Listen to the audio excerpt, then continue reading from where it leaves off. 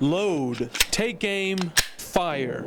A common practice for gun enthusiasts at this Longview gun range. Drew Tidwell bought his handgun just Tuesday and says it's his right to protect himself and his family. Got a little girl coming into this crazy world, so he needs something to protect them. Following the school shooting in Connecticut, gun shops around the nation have been seeing a major spike in business. Even with Christmas approaching and hunting season being in full swing, people are buying them for a different reason. Cash Capital Pawn says their guns are flying off the shelves with people wanting better protection. Generally pretty busy anyway, but since last weekend, it's really gone up. In fact, Mercer says he can usually sell 60 to 100 guns in a normal December month. This December, he is on pace to double that. Pistols, assault rifles, short shotguns, to protect themselves. And some are worried about stricter gun control laws after the deadly day in Connecticut.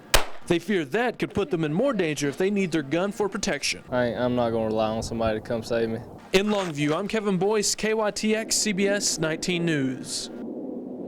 That's right, and it's the tips that police received after releasing the bank surveillance video that led them to the suspects, who began to help police unravel this case and find the body of Ronnie Lee Gamage Jr. Police said tips came pouring in after investigators released this video Tuesday. It was of a drive-through transaction at Gilmer National Bank in Gilmer, where 4 people were identified in this car trying to cash a $400 check on the account of Ronnie Joe Gamage Jr. on December 4th, just minutes after Gamage stopped by the bank. Police say the suspects were unable to cash the check, but it was the last day Gamage was seen alive. As a result of putting the video out to the media, we were able to identify the 4 people inside the vehicle. Longview police say they talked to the driver, 20-year-old Sarah Haslam, and passenger 19-year-old Daniel Paul Jones, both of Longview.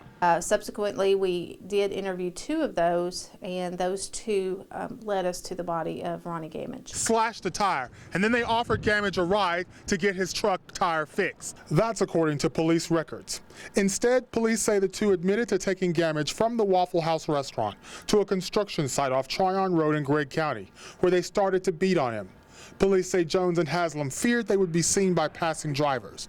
Police say they moved to a more secluded place. And police said the suspects led Gamage here to a wooded area off Martin Lane and Mockingbird Road, beat him more, and then Jones said he took a knife, slit Gamage's throat, and used gasoline to set his body on fire. The son will be arrested.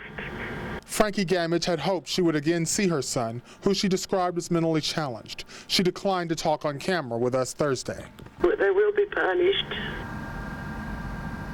And no, God's working on this for me. And Jones and Haslam are in the Gregg County Jail on at least $1.3 million bond each.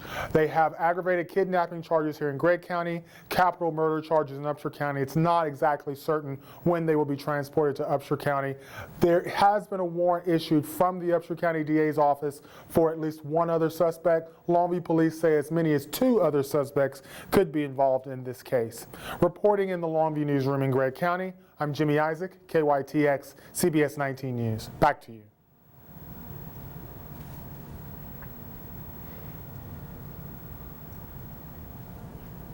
We've been very proactive in tax abatements and getting capacity to continue to expand here versus other plants around the country, as well as Dallas Plastics that just came into town and is immediately starting to expand.